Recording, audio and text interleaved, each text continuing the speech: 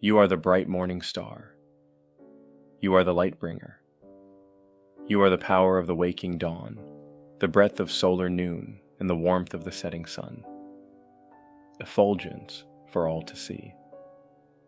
As your light rises at the beginning of your journey, and you crest over the horizon that is humanity, you announce yourself and draw their eyes to your sunrise. And they watch.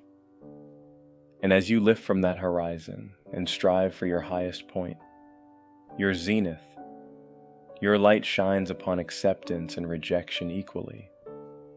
Some will accept the light you bring, and others, no doubt, will prefer your night. And when the time comes for you to rest, to go behind the mountains, below the horizon, some will resent the darkness you leave in your absence, while others will joyously watch as you leave. To illuminate is to see, but it is also to be seen. Are you prepared for the world to see you?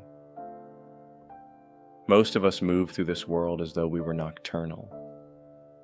The motivations behind the decisions we make are unseen. We show as little of our hearts as possible, and our true natures largely remain hidden. We conceal our light.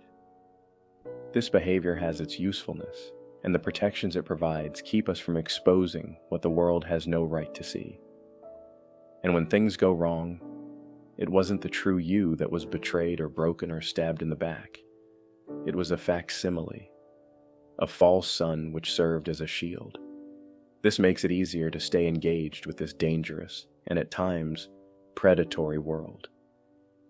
Even the foundations of your life revolve around this false sun, which over time you've come to associate with your true self.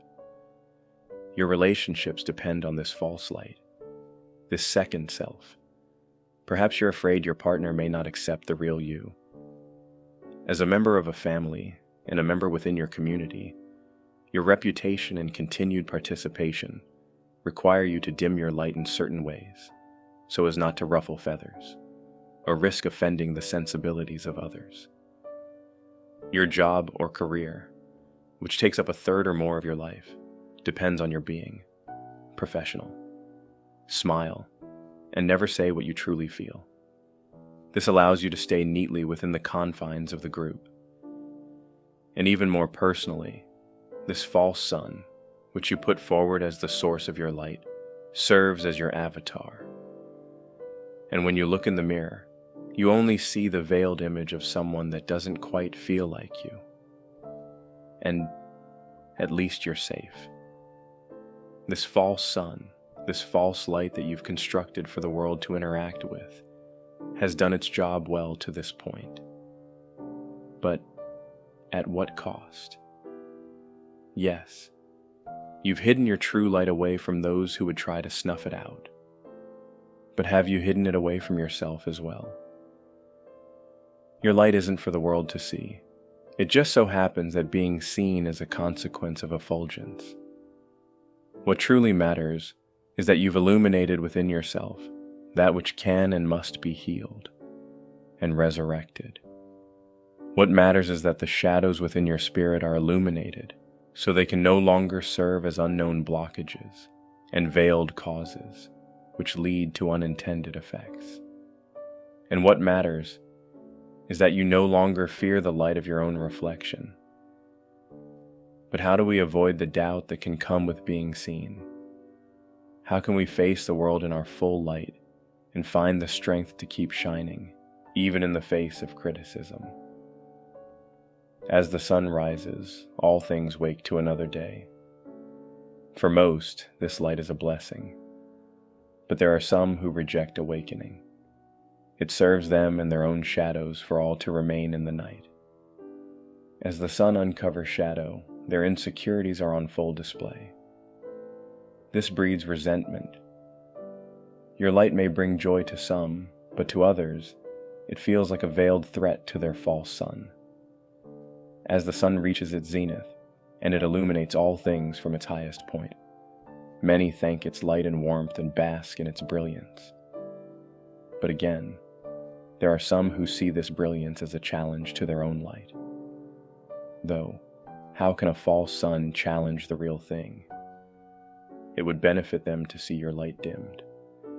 And even as the sun begins to recede below the horizon and take its leave to rest, its effulgence lights up the evening sky as a saturated blaze of orange, red, pink, and purple.